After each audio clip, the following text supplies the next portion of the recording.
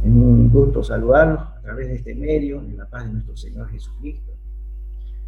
Vamos a tener el tiempo de escudriñar las palabras del Señor en esta mañana. Siempre es un privilegio, un honor hacerlo.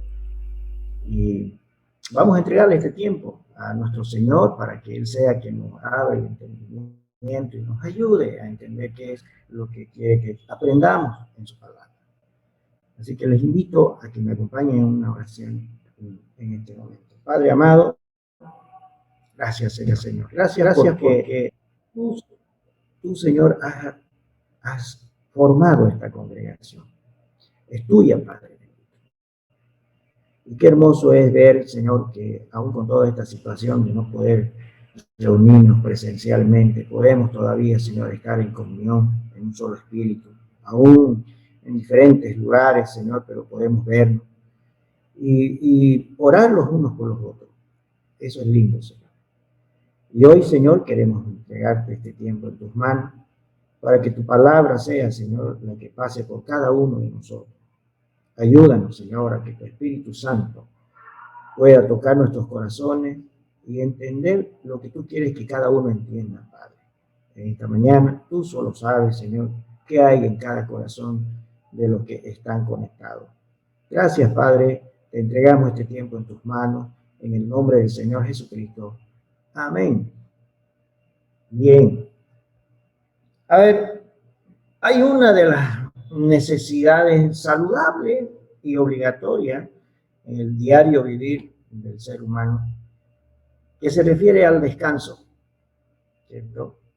Todos tenemos un límite y al final entramos en ese tiempo de reposo, ese tiempo de descanso, ¿no? Donde uno recupera fuerzas, deja la carga del día, hay una especie de sosiego, es decir, un estado de tranquilidad o calma, y quietud donde nada se mueve y se puede percibir un reposo. Y generalmente, uno de los lugares donde uno puede encontrar eh, todo esto, pues es en su hogar, ¿no?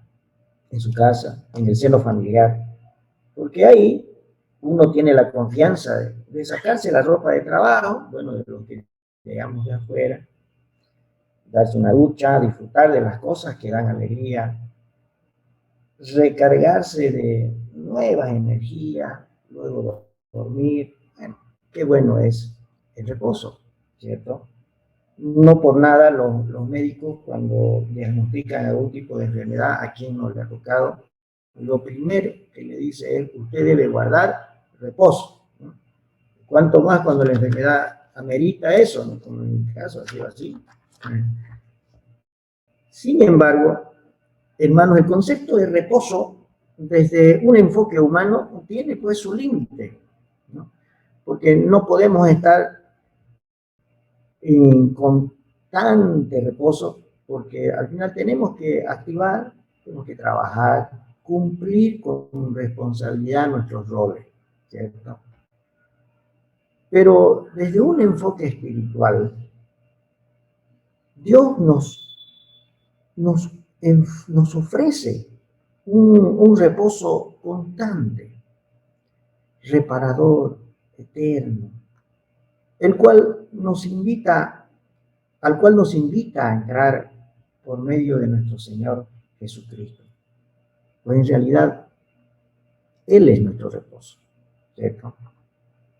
Mateo 11, capítulo 11, versículos 28 al 29, dice así: venid a mí todos los que estáis trabajados y cargados, y yo os haré descansar.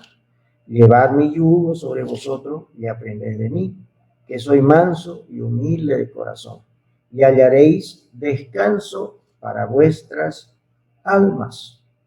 Ese no es el texto de la prédica, pero es una verdad que nos refleja la palabra de Dios sobre quién es nuestro reposo, en quién podemos encontrar descanso, ¿no es cierto? Ahora bien, la palabra de Dios también nos muestra que Dios en su gracia y misericordia quiso y quiere que su pueblo entre en su reposo. Hoy tenemos esa opción por medio de su evangelio. Les voy a invitar que abran sus Biblias en el libro de Hebreos y para empezar vamos a leer el capítulo 4 del versículo 2 al 3. Dice así: porque también a nosotros se nos ha anunciado la buena nueva, como a ellos, pero no les aprovechó el oír la palabra por no ir acompañada de fe en los que oyeron.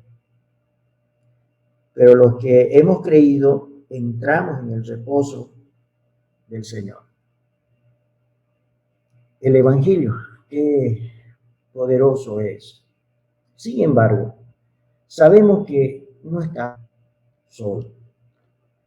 Y hay un enemigo, que sabemos quién es, ¿no es cierto?, que hará todo para que no entremos en ese reposo, en el reposo que Dios quiere que nosotros podamos estar, el reposo. Decía un hermano en un comentario sobre este tema: los creyentes podemos comenzar a endurecer nuestro corazón de manera inocente. Es fácil que lo que tiene poco o ningún valor espiritual acapare nuestra atención. Después que nuestro enfoque se desvía de Dios, no hace falta mucho tiempo para que la preocupación en las cosas del mundo ocupe cada vez más nuestro tiempo. Las distracciones pueden llegar a ser tan consumidoras que terminamos ignorando asuntos importantes para el Señor. Y bueno, en realidad sucede, ¿no?, de esa forma. Pero Dios quiere que entres en su reposo. ¿Cómo hacerlo? Bien, ahora sí, como se podía haber dado cuenta, vamos a hablar del reposo del pueblo de Dios. Ese es el título de este mensaje. Siempre quiso el Señor que entremos en un reposo que Él ha preparado desde el principio, desde su plan original, desde Adán y Eva, ¿no es cierto? Y todos sabemos que hubo un quiebre en el plan debido al egocentrismo, debido al engaño del pecado a través de Satanás. Y no se quedó ahí. El anhelo y el deseo del Señor siempre ha sido por amor, y esta vez a través de nuestro Señor Jesucristo, que todos entremos en ese reposo. No es el mismo reposo que podemos lograr cuando descansamos, digamos, en nuestra casa, obviamente. Este es un reposo mayor que hace que nosotros podamos sobrellevar toda clase de adversidades y situaciones. Hemos escuchado peticiones de oración, la mayoría son peticiones por angustias que se están tocando vivir en este tiempo de tanta enfermedad, muerte, etc. Cuidados que hay que tener, tanta peligrosidad de este virus y todo esto, ¿no es cierto? Pero Dios nos ofrece entrar en su reposo. Ahora sí, les voy a invitar al texto clave del mensaje que está en el libro de Hebreos, precisamente, y vamos a ir al capítulo 3, el versículos, vamos a leer del 12 al 14. ¿Ya? Hebreos 3, versículos 12 al 14. ¿Ya? Dice la palabra del Señor, espero que tengan su Biblia, ya la ubicaron. Hebreos capítulo 3, versículos 12 al 14. Dice así la palabra del Señor: mirad, hermano, que no haya en ninguno de vosotros corazón malo de incredulidad para apartarse del Dios vivo. Antes, exhortaos los unos a los otros cada día, entre tanto que se dice hoy, para que ninguno de vosotros se endurezca por el engaño del pecado. Porque somos hechos participantes de Cristo, con tal que tengamos firme hasta el fin nuestra confianza en el principio. A ver, según este pasaje de la palabra de Dios, podemos aprender en su consejo tres aspectos que deben reflejar nuestra vida en Cristo. Y he podido discernir de estos 3 versículos, el número 1 es obediencia, el punto 2 es santidad, y un tercer aspecto que se refiere a la seguridad. Aspectos que en la vida cristiana son necesarias de acuerdo al consejo que el autor de Hebreos le hacía a los hermanos en Cristo judíos que habían sido dispersados, ¿no es cierto? Así que vamos a ver cómo podemos sacarle provecho a este texto bíblico en cuanto al anhelo y al ofrecimiento que Dios tiene y quiere que su pueblo entre en su reposo. Punto 1. Hablemos de obediencia. ¿Por qué obediencia? Mire lo que dice el versículo 12. Mirad, hermano, que no haya, dice, en ninguno de vosotros corazón malo de incredulidad para apartarse del Dios vivo. El autor de Hebreos, vamos a ver un poco de contexto, es necesario hacerlo, ¿no es cierto? El autor de Hebreos les escribe, ¿a quiénes les está escribiendo? A los hermanos en Cristo, o sea, judíos convertidos al cristianismo, ¿ya?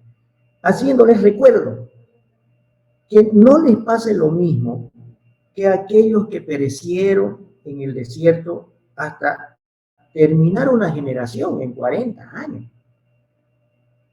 Lo pone como ejemplo para que reflexionen estos hermanos. Y de paso, también sirve para que nosotros hoy en día lo hagamos. En primer lugar, lo menciona en Hebreos 3, del 7 al 11. Vamos a ver ahí atrás, ahí mismo está, fácil para que lo ubiquen, Hebreos 3, del 7 al 11, dice la palabra del Señor. Por lo cual, está hablando el autor de los Hebreos a los hermanos judíos convertidos en Cristo. Por lo cual, como dice el Espíritu Santo, si oyereis mi voz, hoy su voz, no endurezcáis vuestros corazones, como en la provocación en el día de la tentación en el desierto, donde me tentaron vuestros padres, me probaron y vieron mis obras 40 años, a causa de lo cual me disgusté contra esa generación. Y dije, siempre andan vagando en su corazón y no han conocido mis caminos. Por tanto, juré en mi ira, no entrarán en mi reposo. ¿No es cierto? Y en segundo lugar, lo explica en Hebreos 3, del 16 al 18. Les menciona el ejemplo y les hace todavía una exposición de lo que había sucedido. Dice el versículo 16, 3:16. ¿Quiénes fueron los que, habiendo oído, le provocaron? ¿No fueron todos los que salieron de Egipto por mano de Moisés? ¿Y con quiénes estuvo él disgustado 40 años? ¿No fue con los que pecaron, cuyos cuerpos cayeron en el desierto? ¿Y a quienes juró que no entrarían en su reposo, sino a aquellos que desobedecieron? ¡Wow! Era un tiempo difícil, ¿no? Porque a Moisés se la puso dura. Era tanta la rebeldía de todo este pueblo que había visto todos los milagros que el Señor hizo delante de ellos, guiándolos con una nube de fuego, ¿no es cierto?, en la noche, con una nube, un remolino de viento en el día, dándoles comida del cielo, el maná, viendo cómo el mar se partió y pasaron en tierra seca, etcétera, etcétera. Pero aún así, un pueblo tan rebelde que renegaron, se quejaron, ¿no es cierto? Hasta incluso nombraron un capitán, un líder en vez de Moisés para que los guíe y los comande para volver a Egipto. ¿Ah? Y es ahí donde se enciende la ira del Señor. Y entonces Moisés es el que interviene en una oración llena de bondad, pidiendo la misericordia del Señor y que por amor a su nombre, ¿no es cierto?, el Señor no los destruye en ese instante. Pero sí dice el Señor, esto no se queda ahí, tiene sus consecuencias, ¿no es cierto? Por no haber creído y por no haber obedecido, ellos tendrían que haber perecido en el desierto, toda esa generación. Bien, entonces, en primera instancia, el autor de Hebreos les pide a sus hermanos que estén atentos, que miren, ¿no? Que en ninguno de ellos haya un corazón malo de incredulidad, porque eso los haría apartarse de Dios vivo. Aquí el concepto de corazón malo de incredulidad implica desobediencia y en realidad implica ausencia de amor hacia Dios. La prueba que tú amas a Dios es que guardas sus mandamientos. Juan 14:15 dice, si me amáis, guardad mis mandamientos, ¿cierto? O sea, obedecerlo, ponerlos en práctica.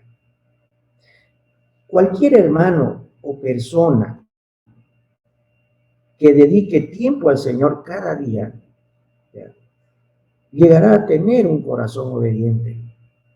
Pero si deja de lado la Biblia, le va a dar a Satanás una oportunidad. Cuando se le permite al corazón funcionar sin Dios, se vuelve engañoso y se aparta de él. Ya lo había dicho Jeremías en el capítulo 17, versículo 9, ¿no es cierto? Engañoso es el corazón más que todas las cosas y perverso, dice. ¿Quién lo conocerá? Y Jeremías mismo responde, ¿no? En el versículo 10, Jehová es el que escudriña la mente y conoce nuestro pensamiento. Y no es nomás en el tiempo de Jeremías, porque Dios es inmutable, eterno. Hoy, en este instante, el Señor está sabiendo qué estás pensando en este momento. Estás concentrándote en lo que Dios quiere decirte. Estás pensando, lo que estés pensando, hermano, Dios lo conoce. Él sabe. ¿Y qué hay en tu corazón? ¿No es cierto? Los que perecieron en el desierto, ¿ya?, propusieron en su corazón no obedecer a Dios. Y Dios ya lo sabía. Aún así, todavía quería que todavía, pero realmente fueron rebeldes. Y las consecuencias ahí están. Y aquí hoy el consejo es que tú propongas en tu corazón el ser obediente. Y Él, el Señor, te dará la fortaleza y hará la obra en ti. Nuestro mayor ejemplo de obediencia, pues siempre, el Señor Jesucristo, nuestro Salvador. Y ahí mismo en el libro de Hebreos, miren lo que dice en el capítulo 5, versículos 7 y 8, a la vuelta de la hoja. Capítulo 5, versículos 7 y 8. Dice, y Cristo, en los días de su carne, ofreciendo ruegos y súplicas, con gran clamor y lágrimas, al que le podía librar de la muerte, fue oído a causa de su temor reverente. Y aunque era hijo, por lo que padeció, aprendió la obediencia. No es fácil, hermano. Yo sé que no es fácil. Porque vivimos en un mundo que está dominado por el príncipe de la tiniebla. Eso es cierto, ¿ya? Pero aquí vemos el ejemplo mayor de obediencia y amor en nuestro Padre, en nuestro Redentor Señor Jesucristo. Lo hizo todo por amor. Primer consejo en esta palabra para entrar en el reposo de Dios. ¿Qué estamos estudiando? Estamos estudiando el reposo del pueblo de Dios. En una figura del reposo del Señor en el Antiguo Testamento nos da como ejemplo el pueblo liberado de Egipto para entrar a esa tierra donde fluía leche y miel, donde era tierra buena, excelente, y donde el Señor les tenía preparada una estadía perfecta de acuerdo a su voluntad, ¿no es cierto? Porque no había venido todavía el Señor Jesucristo. Pero para nosotros, hoy, nuestro reposo es el mismo Señor Jesucristo. Él es nuestro reposo. Entonces, ¿cómo tenemos que hacer para entrar en ese reposo? No se trata de ser solo incrédulo y decirle que puedes tú. Está el autor de Hebreos escribiéndole a hermanos en Cristo. ¿Ya?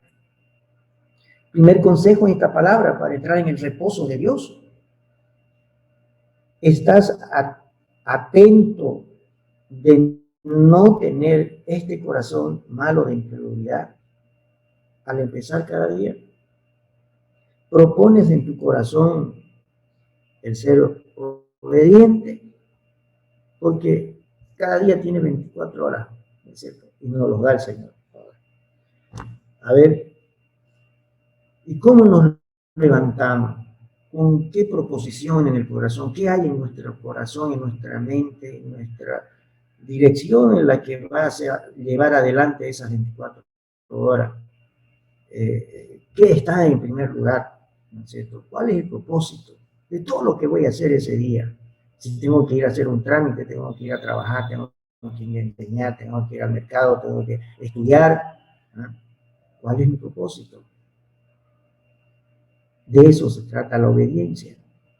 ¿Qué está en primer lugar en el corazón? ¿No? Y ya, si nosotros no tenemos el conocimiento de la palabra, de entrada no vamos a estar pues ordenados, ¿no? Como quien dice un dicho popular que se dice, tiene una vida desordenada. Obviamente es desordenada si no conoce la palabra del Señor, por lo menos para tener ese orden. Mateo 6:33 ya nos define un orden. Buscar primeramente el reino de Dios y su justicia, y todas las demás cosas serán añadidas. ¿Cómo voy a buscar primeramente el reino de Dios y su justicia?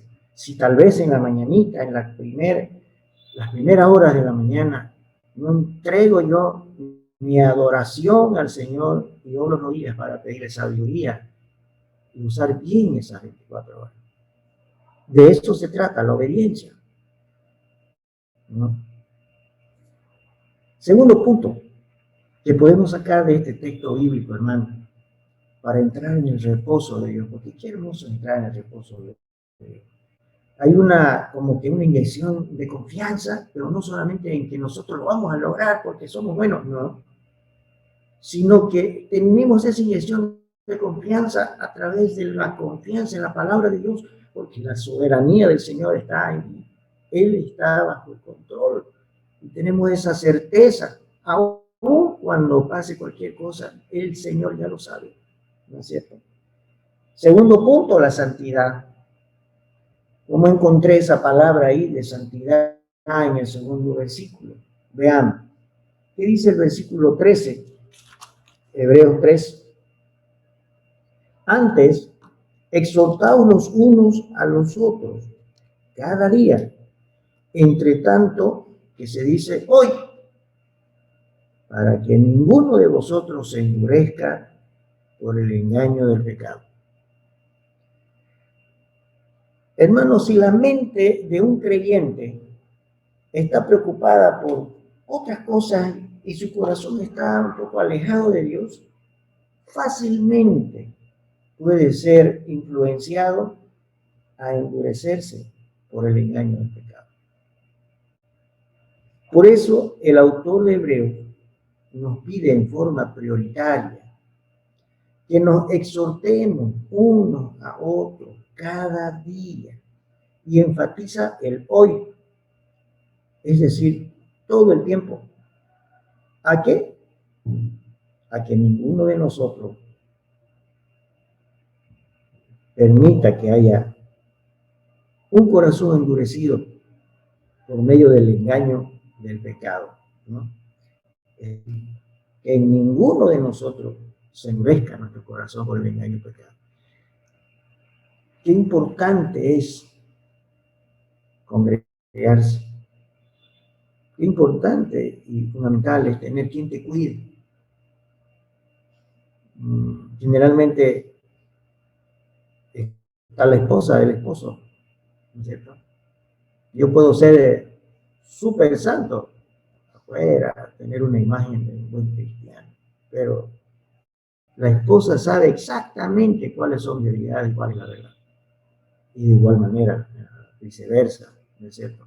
Pero necesitamos exhortarnos los unos a los otros, no solamente el esposo, sino también en la congregación, porque somos parte del cuerpo de Cristo, para que nos ayudemos el uno al otro, ¿ya?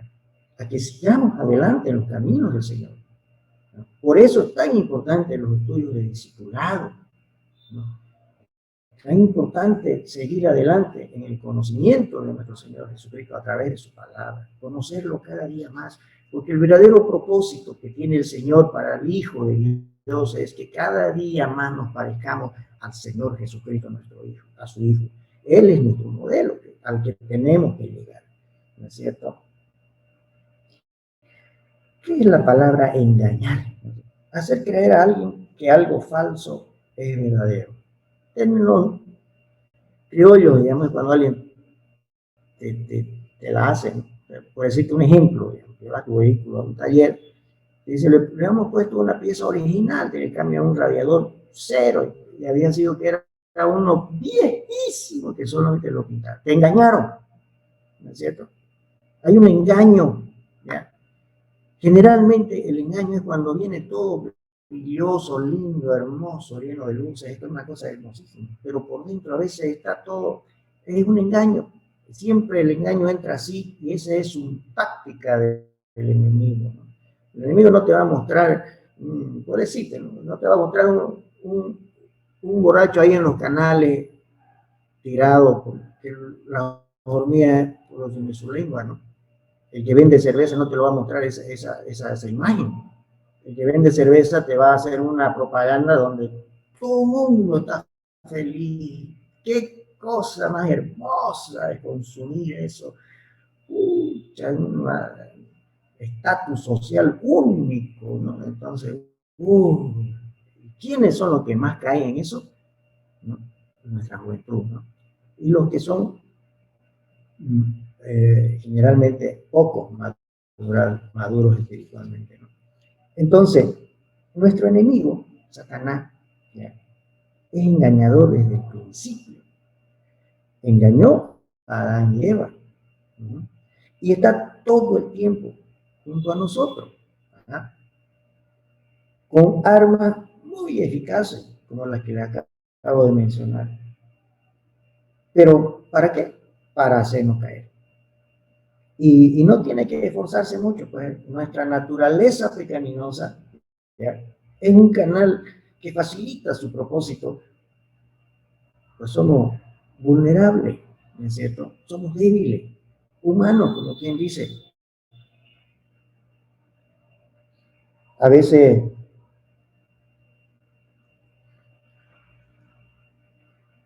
pensamos, ¿no?, que hay cosas que no está mal, no tiene nada de malo, no hace daño al menos, ¿no?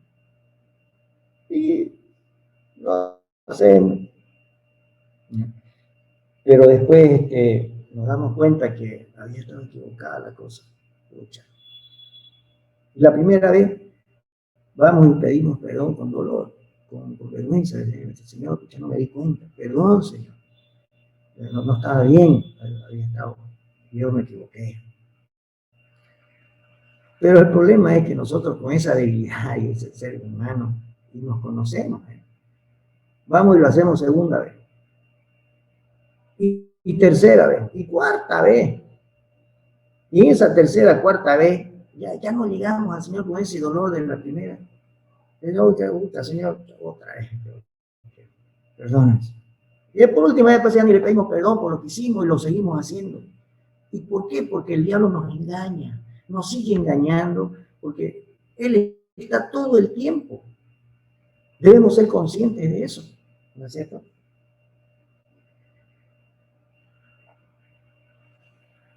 Y hasta que llega un momento en que podemos tal vez convivir con ciertos pecados que para nosotros no están definidos exactamente, que realmente son pecados y que no los debemos seguir haciendo. Este es un dato interesante, ¿no? No sé si ustedes se han dado cuenta, pero cada vez que tú vas, doblas rodillas y le pides perdón al Señor por un pecado cometido, hay una voz, payasito, que grita y te señala: ¡ah! Te engañé nuevamente. Y es verdad, porque pecaste. Fuiste a pedirle perdón otra vez al Señor, caíste otra vez. Y el diablo dice: te engañé otra vez. Y eso es que lo interesante que hay engaños que los disfrutamos sin darnos cuenta. Y no tiene que, por eso le decía hace rato, esforzarse mucho el enemigo, porque somos nosotros los que caemos y nos dejamos estar y nos dejamos engañar.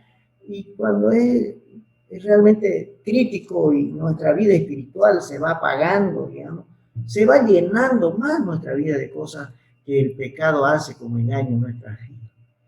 Y ya no tenemos la devoción de buscar al Señor en la mañana, nuestra vida de oración se apaga, más estamos pendientes de las cosas del mundo que nos ofrece, ¿no es cierto? Las distracciones, porque el diablo es como un súper y excelente vendedor, es el mejor vendedor del mundo.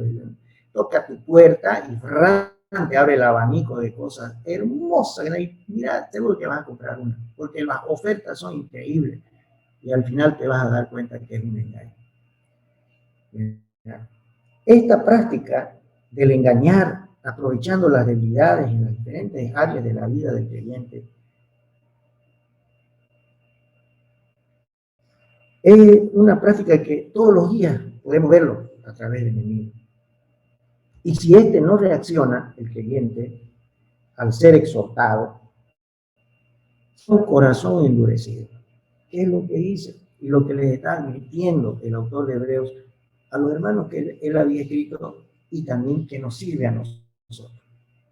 No dice: miren, estén atentos, ¿no es cierto? Exhórtense unos a otros. Hoy día, hoy domingo, también exhórtense. También mañana otra vez. No dejen de hacerlo y estén atentos a que el pecado no los engañe, para que no sean endurecidos, ¿no? ¿Qué es un corazón endurecido? Es decir, es un corazón que ya no es sensible a la palabra de Dios. Un corazón que ya no se inclina a la obediencia, ¿no? Un corazón que no se opone ni se contrista ante el pecado, ¿no? Es un corazón que valora y satisface los apetitos de la carne. Están por encima de las cosas espirituales.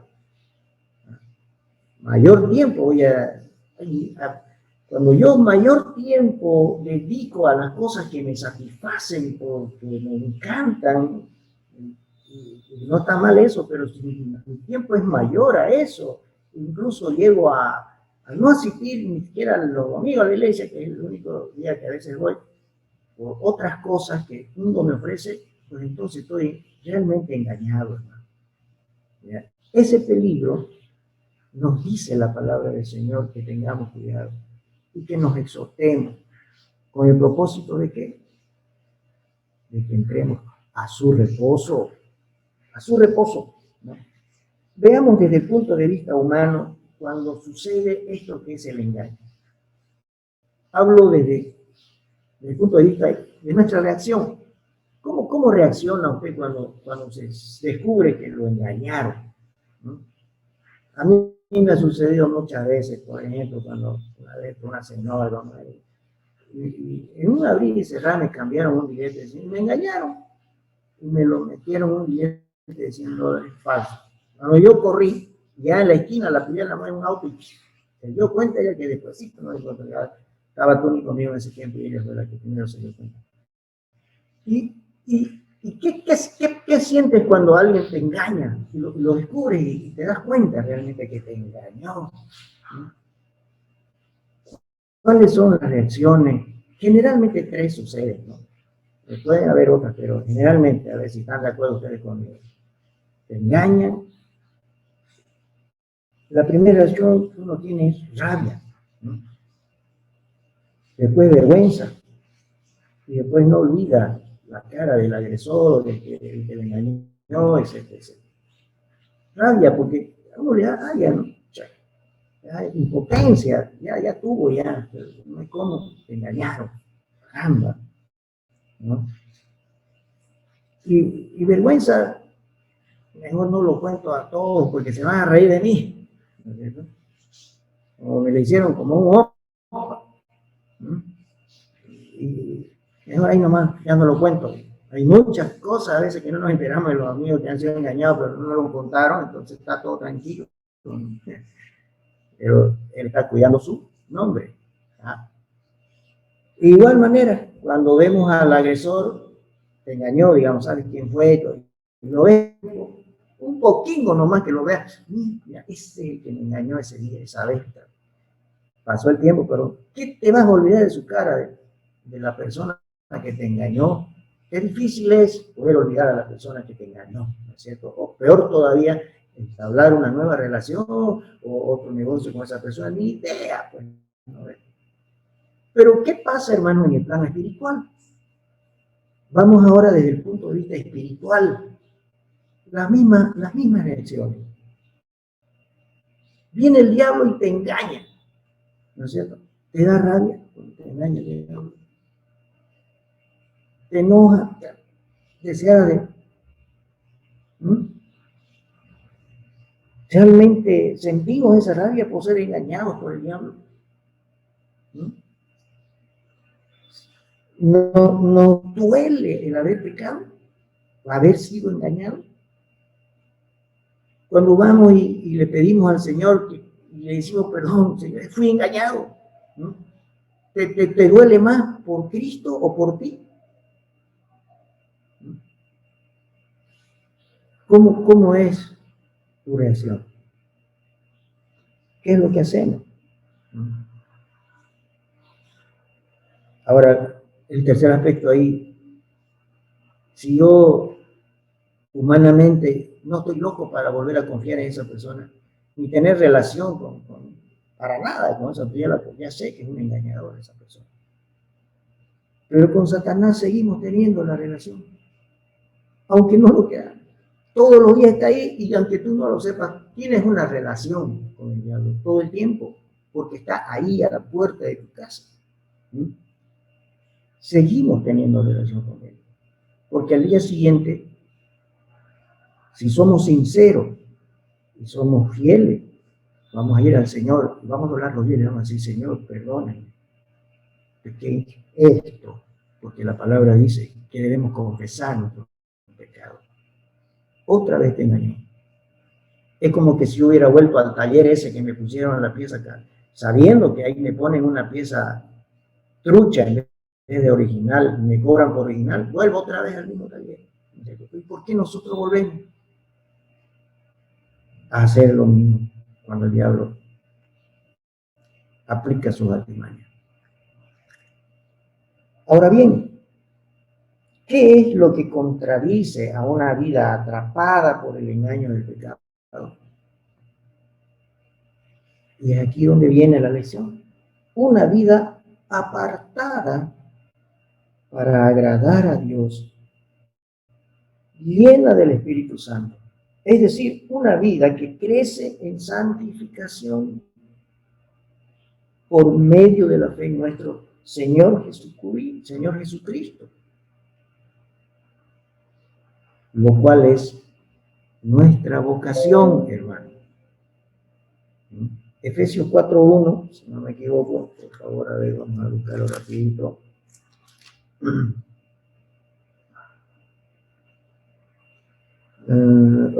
Dice, aquí está, Efesios 4:1 dice, yo pues preso en el Señor, decía Pablo a los Efesios, Os ruego que andéis como es digno de la vocación con que fuisteis llamados.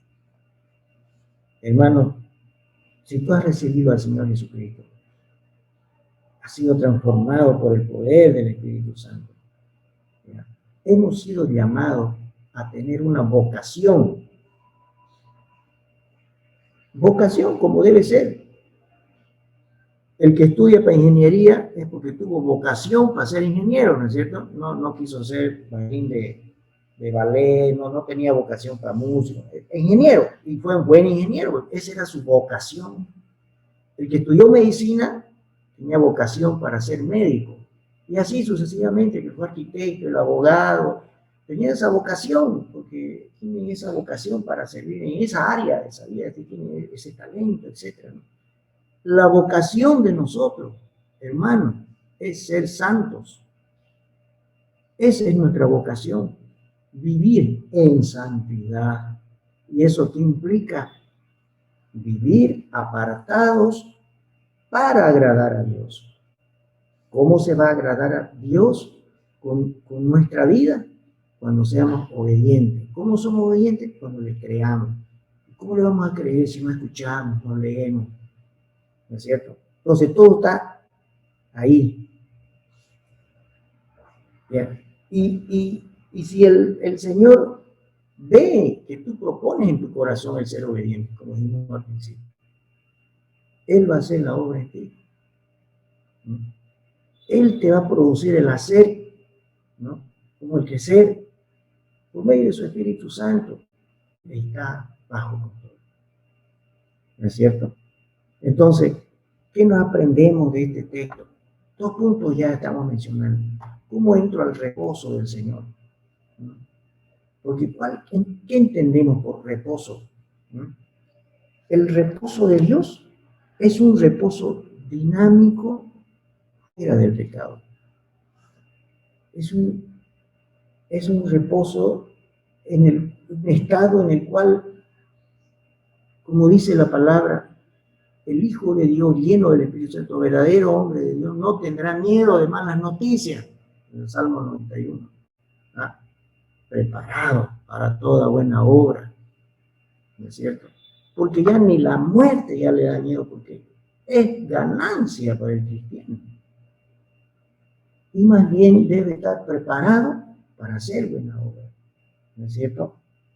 Entonces, el reposo de Dios en el donde encontramos esa fuerza, esa sabiduría, esa fortaleza que tanto pedimos siempre en cada oración. Señor, fortalece, dame sabiduría, ¿no? En cada situación conflictiva, ¿ya?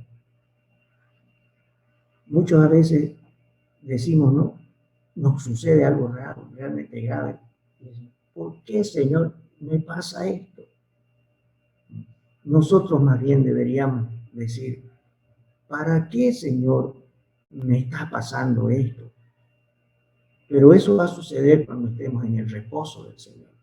No quiere decir que vamos a estar todo el tiempo felices, color de rosa, como que nunca no va a pasar nada, no. Pero el momento en que venga la tormenta, el momento en que venga la aflicción, la pregunta va a ser si estás dentro del reposo. ¿Para qué es esto, Señor?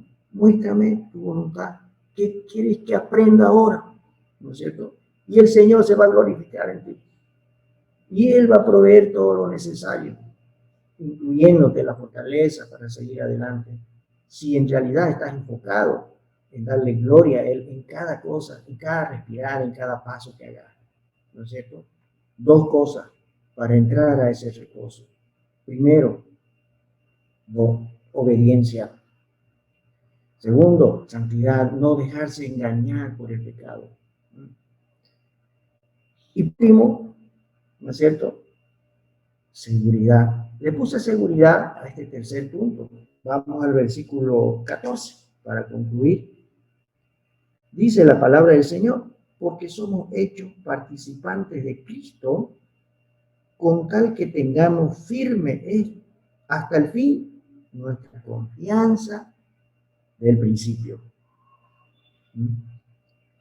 Hermanos, los cristianos no somos inmunes al endurecimiento del corazón. podemos llegar a ser tan insensibles como un incrédulo a la voz de Dios.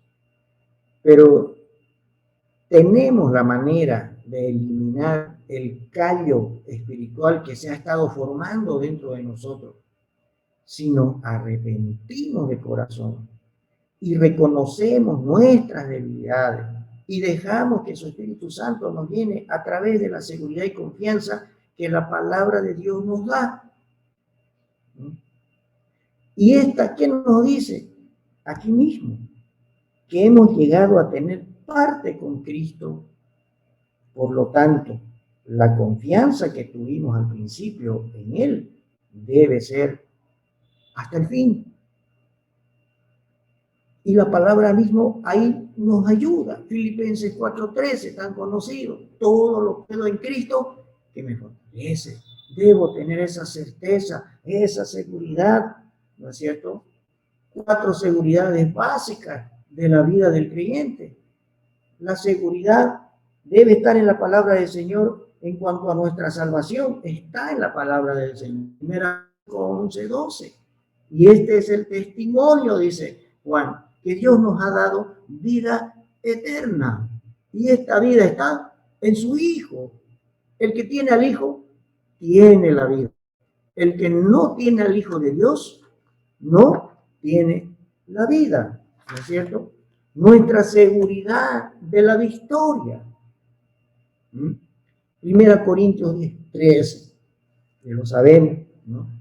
No os ha sobrevenido ninguna tentación que no sea humana, pero fiel es Dios, que no permitirá sean tentados, dice, más de lo que puedan resistir, sino que también juntamente con la tentación dará la salida para que podáis soportar. No están solos, no estamos solos, hermanos.